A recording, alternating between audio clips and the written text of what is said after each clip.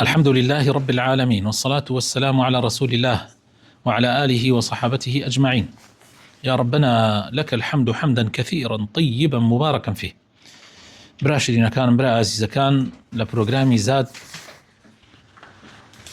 قناغي دوام بابتي جيانامي في غمري خوشوي صلى الله عليه وسلم قيشتونة لا بريبا جاوهشت قراءة رسول الله صلى الله عليه وسلم. قراءة رسول الله صلى الله عليه وسلم. عن أم سلمة رضي الله عنها قالت: كان النبي صلى الله عليه وسلم يقطع قراءته يقول: الحمد لله رب العالمين، ثم يقف ثم يقول: الرحمن الرحيم، ثم يقف وكان يقرأ: مالك يوم الدين.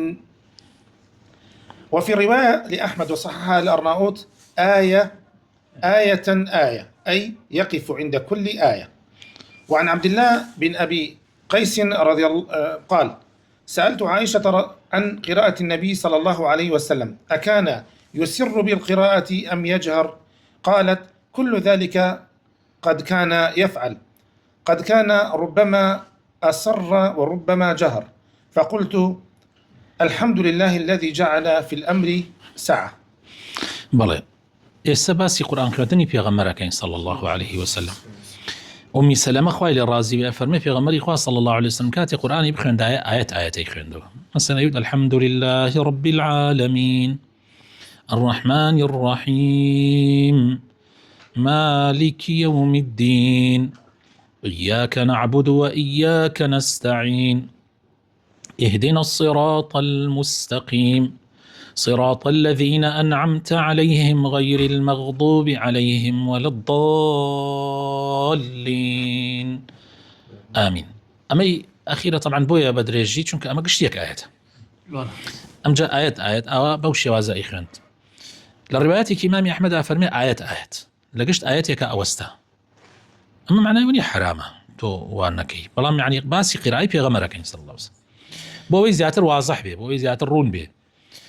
عبد الله كوري أبي قيس فرمي برسالم لعائشة كرد دايكي إيمان داران خوالي الرازي بيت لباري قراءتي في غمر صلى الله عليه وسلم فقال وتم آية في غمري خواه صلى الله عليه وسلم قاد كاتي قرآن يخنا بدني نزم يخنا يا بدني بارز يخنا أي فرمو هردكي أكد هم بدني نزم يخنا هم جاجا بدني بارز شيخنا يتربى بي حسب شونك حسب ويك خلق إزعاج نبي حسب خلق وي جاري وابا مثلا كسي خوتوا أم دني زور برز ناكردوا ببي توانا ببي شونك جاء لي من شتم الحمد لله كخواي جورا يعني اشتكي فراوان كردو وني بلي اگر هر بدني نزم بيخنده خو بي مش هر بدني نزم جاري بدني برز كاريگرتره جاري واه بدني برز اي خويني اگر هر بدني برز بخين رايه دني نزم نبوايه لواني لهندي حالاتها نتوان على قران بخوني بله.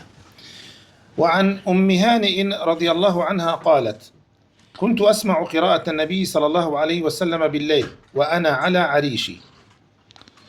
بله. وعن ابن عباس رضي الله عنهما قال: كانت قراءة النبي صلى الله عليه وسلم ربما يسمعها من في الحجرة أي صحن البيت وهو في البيت. وقال ابن حجر: والمقصود أن قراءته صلى الله عليه وسلم كانت متوسطة، لا في نهاية الجهر ولا في غاية الإخفاء. وقد دل الحديث على أن قراءة النبي صلى الله عليه وسلم لم تكن مرتفعة ارتفاعا كبيرا ولم تكن منخفضة لا يسمعها أحد. بابي أمي هاني كأموزاي في غمر أبو صلى الله عليه وسلم خوش إمامي علي بوا أفرمي جملة قراءة في غمر أبو صلى الله عليه وسلم بشوان من لسر جيغاكم جيغاي خوتناكي عريش ليرة بمعنى جيغاي خوتن ديت سيسم بمعنى إنك يشتيك كبان سرت هذا يعني وكو بيداخك ديار أم لنا وحوش أبوه يعني مالي خويا أنا أبوه بيغمر لمالي أنا أبوه بيغمر كقرآن يخوندوه دنيا جيشتو تأبي. ابن عباس فرمي قراءة بيغمر خواه صلى الله عليه وسلم جاري وابو يعني يسمعها من في الحجرة يعني برهيواني بو مال بيغمر خواه صلى الله عليه وسلم لبرهيوانك كبيغمر لمالو خيندوتي ناوجورك عليه أويك لبرهيوانك با جويلي بوا يعني معناه نزور برز بوا نزور نزم بوا. ابن حجر فرمي مقصود أويك المبست أويا کە پێغەمبەری خوا صلی الله علیه و سلم قراءەتەکەی متوسط بووە، دەنگی زۆر بەرز نەکردوێتەوە و زۆریش نزمی نەکردوێتەوە. طبعا ئەمیش هەر حاڵەتەیە، ئەوە نییە بڵێ جاری وا هەبووە بەسەرەن وەکو ئەم ئەڵێ جاری وا بووە دەنگی بەرز کردوەوە، جاری وا بە دەنگی نزم کردوەوە، بەس دەنگ بەرزیەکەیشی خەڵکی ئیزعاج نەکردووە. بەڵێ إلا لە هەندی حاڵاتانە بێ دەنگی زۆر بەرز کردوێتەوە، حاڵەتەکان ئیسش دەرەکەوێ. و ئەم حەدیثانە بەڵگەن کە پێغەمبەری خوا صلی الله عليه وسلم بە شێوەی وەسەط قورئانی خوێندووە. بەڵێ ففيه التأسي بقوله تعالى: ولا تجهر بصلاتك ولا تخافت بها وابتغ بين ذلك سبيلا. فينبغي التأسي برسول الله صلى الله عليه وسلم في قراءة القرآن في جهره وإخفائه، في ترتيله وبيانه، فالقرآن إنما أنزل للتدبر والعمل بما فيه، كما قال تعالى: كتاب أنزلناه إليك مبارك ليدبروا آياته وليتذكر أولو الألباب. والتدبر لا يحصل بسرعة القراءة بل بالتأني وحسن الترتيل، وقد اتفق العلماء على استحباب الترتيل معتمدين على ما ورد في هذه الأحاديث الصحيحة، وأن قراءة النبي صلى الله عليه وسلم كانت مرتلة مفسرة. بەڵێ ئەڵێ ترێ ما بێت طبعا اقتداء بپێغەمبەر بکەین صلى الله عليه وسلم، پێغەمبەری خوا صلى الله عليه وسلم ولا تجهر بصلاتك ولا تخافت بها وابتغ بين ذلك سبيلا، يعني معناه ئەوەیە مەبەستە هي صلاتي ماڵە شەونێژیە، يعني تقول ناو ماڵەکە قورئان خوێنی ئاوا بە کەوابوو ترێ مەشە بێ قورئانمان زۆر نە زۆر بەرز بێ نە زۆر نزم بێ، بە تایبەتی شەونێژی يعني وەسەط بێ، ئەگەر بزانین خەڵک پێی ئیزعاج نابێ، ئەگەر بزانی ئیزعاج بێ دەنگ نزم کردکەرەوە. حتى لا ترتيل شاب پێغەمبەری خوا صلى الله عليه وسلم مراعاتی وسطی کردووە، يعني نە زۆر خاو بووە نە زۆریش سریع بووە. خوای گەورەش قورئانی بۆ دابەزاندووە کە تۆ تەدەبوری بکەی، بە خێرا خوێندنێکی زیاد لە حەد بەڕاستی هیچ معنایەک نایەلێتەوە بۆ هینی ئینسان، بۆیە بە زۆر سریعی تەئەنی و حوسنی تەرتیل نامێنێ. بۆیە عولەما وتویانە ترتیل واتە لە سەرخۆیی لە قورئان خوێندنە مستحبە، اعتمادیان کردوتە سەر ئەم ئەحادیثانەی کە لەو بارەوە هاتووە کە پێغەمبەری خوا صلی الله عليه وسلم قراءەتەکەی مرتل بووە، يعني لەسەر خۆ مفسر بووە، کاتی خوێندێتی يعني هات چۆن بێژی لەگەڵ خوێندنەکە تەفسیرێکە، يعني کاتی سەت وڵی الحمد لله رب العالمين الرحمن الرحيم مالك يوم الدين إياك نعبد وإياك نستعين. ئاسێکە يعني حاڵەتی مەدحەکە بە شێوەیەکە، حاڵەتی مەسە دوعاکردنەکە بە شێوەیەکە، يعني مقابل هەستەکە کەمە فەرقێکەیە لە بینی ئەوە و ئەمە. ئیتر ئەمە زۆر گرنگە مڕاعاتی بکەی، يعني ئەمە طبعا بۆ کەسێک لی تێ بکە، ئەگەر کەسێک لی تێ نەگا ئەوە ئیتر ئەو لەوەچی ئەوە تەکلیفەی لەسەر نەبێت. يعني بەڵێ ابن عباس فرمى: جاء رجل إلى ابن عباس رضي الله عنهما فقال: إني سريع القراءة وإني أقرأه في 3، فقال: لئن أقرأ البقرة في ليلة فأتدبرها وأرتلها أحب إلي من أن أقرأ كما تقول. قال الآجري: والقليل من الدرس للقرآن مع الفكر فيه وتدبره أحب إلي من كثير من القرآن بغير تدبر ولا تفكر فيه، فظاهر القرآن يدل على ذلك والسنة وأقوال أئمة المسلمين. كابرايا كاتلاي ابن عباس خايل الرازي به فرمي من زور سريع قرآن أخيرا حتى لشويك لسيشوا ختمكم، يعني شوي ده جزء. فرمي والله من قش شويك أقربته أنا بقرب خيرم بس لسرخو جوان بيخيرم وليت يبقم زور بين بعشرة لوي كوات ويكي ما قال دو جزء نيوه. أجري أفرمي كم يك لقرآن وبيركرنا ولي يعني تدبري كي لام خوش بيستر لقرآن كي زور بلان ببيت تدبر وبيت تفكر كوابو ظاهري قرآن وهروها سنتي بيغمري صلى الله عليه وسلم وهروها أقوال أئمة وعلماء بتابعتي الصحابة كانوا تابعين وتابعي تابعين أو أجيني كإنسان قرآن لسرخوي بخينته تدبرك.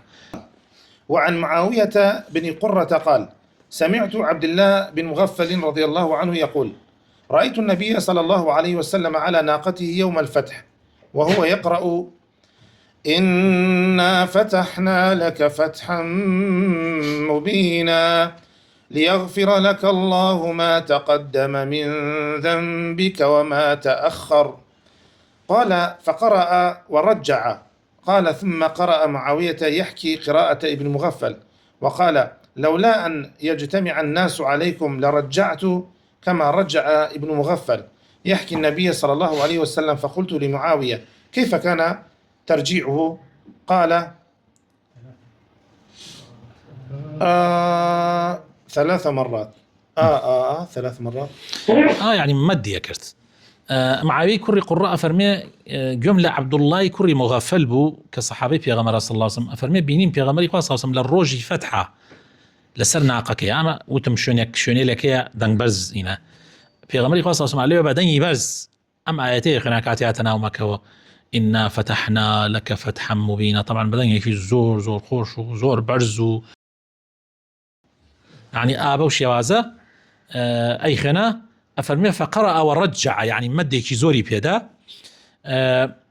عليه معاوية عليت كخيون ديوي معاويتي قراءة يعني على أساس لا سعي ابن مغفل يكردو ابن مغفلش لا سعي بيغمري كردو عليه أجر لبرونه يسخلطان لسركو بيتوا كاتي من دنگ برز كما مثلا وقعوا بخينم أجينا وقعوا أو أم خينا كتشون بيغمري بيني خيون ديتي عليه من شوتم تشون بيني كردوتي يعني دنگي زور برزا كردوا بس ورجع أي ردد صوته بالقراءة.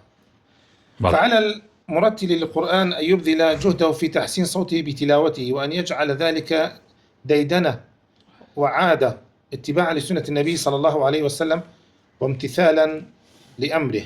يعني وكسيك القرآن أخواني حتى بوي بكري دنيا خوي خوش كاته حتى بوي بكري آوازكي خوش به بو أوي يعني طبعا في غمر واي كردو في غمر في خوش بو قرآن بدني خوش بخير ربوي كاريجري هبي إبراتو إسا سيكك أواني ودنيان خوشة أتهجين وانية يعني كاتي جود لي أبي يعني تامي كي زور تايبتي بيدن مراستي بله. قال ابن أبي جمرة معنى الترجيع تحسين التلاوة لا ترجيع الغناء لأن القراءة بترجيع الغناء ينافي الخشوع الذي هو مقصود التلاوة. أبي جمرة عليه ابن أبي جمرة عليه أم ترجيع الليرة ما بس تويه كدنغ تخوش كيتوا نك شواز قرآني يعني غناء مع العلم في غمري خاص الله صلى الله عليه وسلم هركس تغنينا كعب قرآن لا يمنية عليه نك بشوي قرآني چونك شوازي أو الحاناني كهيا يعني أو مقاماتاني كهيا أو يعني منافي خشوع هيش خشوع بناية له. وقال القاري ومما يؤيده أنه صلى الله عليه وسلم استمع لقراءة أبي موسى الأشعري رضي الله عنه فلما أخبره بذلك قال لو كنت أعلم أنك تسمعه لحبرته لك تحبيرا أي زدت في تحسينه بصوتي تزيينا. في غمري خاصة سمجوي أبو موسى أشعري بو كاتيك قرآن خنا دعاء في وت كشنيت كاريجريه وتي تو مزمارك لمزماري آل داود وبيه وتي أجر أمزاني تو جوم ليجري في غمري والله بشي وياكم في أكرت حرباس نكري يعني معناه كيواي لحبرته لك تحبيرا يعني أما لا زدت في تحسيني بصوتي تزينة. وأما ما فيه تكلف وتصنع بتعلم أصوات الغناء والألحان المخصوصة فهذه من التي كراها السلف والأتقياء من الخلف وقد جمع ذلك كله ابن القيم رحمه الله فقال طبعا ما عليت أم بالرأي أمان علي أو ألحان أصواتاني كتايبت بو قرآن خيونا كان أرون فيري تايب هنا بن ألحاني تايبت أبن بو فيربوني قرآن يعني وخيون دنوي علي أو السلف بكر مكروه ينزانيوه وبياو تشاكا كان يخلفيش بمكروه ينزانيوه. كان له صلى الله عليه وسلم حزب يقرأه ولا يخل به وكانت قراءته ابن القيم وقد جمع ذلك كله ابن القيم رحمه الله فقال كان له صلى الله عليه وسلم حزب يقرأه ولا يخل به وكانت قراءته ترتيلا لا هذا ولا عجلة بل قراءة مفسرة حرفا حرفا وكان يقطع قراءته آية آية وكان يمد عند حروف المد فيمد الرحمن ويمد الرحيم وكان يستعيذ بالله من الشيطان الرجيم في أول قراءته فيقول أعوذ بالله من الشيطان الرجيم وربما كان يقول اللهم إني أعوذ بك من الشيطان الرجيم من همزه ونفخه ونفثه وكان تعوذه قبل القراءة وكان يحب أن يسمع القرآن من غيره، وأمر عبد الله بن مسعود فقرأ عليه وهو يسمع، وخشع صلى الله عليه وسلم لسماع القرآن منه حتى ذرفت عيناه. وكان يقرأ القرآن قائما وقاعدا ومضطجعا ومتوضئا ومحدثا، ولم يكن يمنعه من قراءته إلا الجنابة. وكان صلى الله عليه وسلم يتغنى به ويرجع صوته به أحيانا، كما رجع يوم الفتح في قراءته: إنا فتحنا لك فتحا مبينا. إمامي ابن القيم رحمه الله لا كتابي زاد المعادة طبعا ديارة أويا چونك أو زياتر لويا أما باسكا أم قراءي في غمر من بوكو كاتو لميا أفرمي في غمر إخوة صلى الله عليه وسلم حزب كتابتها بو يعني بشي كتابتها بو لقرآن خوندن أي خونا و لا يخل به يعني هرگيز لدسي نغدا يعني ببردوامي أي خناوة. وقراءتي في غمر إخوة صلى الله عليه وسلم ترتيل بوه نكبله يعني لسرخو بوه، بلكو قراءتي في غمر إخوة صلى الله عليه وسلم حرفا تفسير بوه يعني كأنه تفسير يكا، وآيات أي بري وفي غمر إخوة صلى الله عليه وسلم دني شي يعني مد يكرد يعني دني دريجة كردوا رحماني دريجة كردوا الرحيمي دريجة كردوا. وفي غمر إخوة صلى الله عليه وسلم بيش قرآن خوندن لأول قراءة أعوذ بالله من الشيطان الرجيم يكرد، وجاري وابو أيود اللهم إني أعوذ بك من الشيطان الرجيم من همزه ونفخه ونفثه. وفي غمر إخوة صلى الله عليه وسلم أعوذ بالله كي خصة بيش قراءة وحزي شكرت قرآن لغيري خوش وبيبيسة. جاري وابو قوي ابن مسعود أكرد أيود بون بخونا وزور تأثير وكاريغاري شي ليه كردو فرميسك بچاوكانيا چاي پر فرميسك أبو بقراءة ابن مسعود. وفي غمر إخوة صلى الله عليه وسلم قراءة قرآني خوندوه بقائما بقاعدا يعني ببيوه بدانشتنوه براكشانوه ببدزنوجي بدزنوجوا هيش منعي لقراءنا أكل إلا قراءة يعني في غمر إخوة صلى الله عليه وسلم إلا جنابتنا بيو أيش منها استكن هيش بلقيكم نبيني الصحيح بلسري يعني كجنابة منعي كردبية لقرآن خوندن بلقي صحيح من نبيني بلسري أواني كهيا أو معناها ناقل. وهروها في غمر إخوة صلى الله عليه وسلم تغني أكد بالقرآن يعني في غمر إخوة صلى الله عليه وسلم قرآني للشيوازي ألحان أخونا يتر خواجة زامبات وأمان شون لي كذا وكيف إخوانا ويرجع صوته به أحيانا. وجالي وابو دني برزة كردو ومدكاني دريجة كردو يعني لسر شيوازي مثلا منشاوي وعبد الباسط الشيوازين كيان أم شيوازانا وكو شون للروجي فتحة كردوتي كاتي سورتي أولي سورتي فتحي خنا إنا فتحنا لك فتحا مبينا. صلى الله وبارك على حبيبنا محمد وعلى آله وصحبه أجمعين.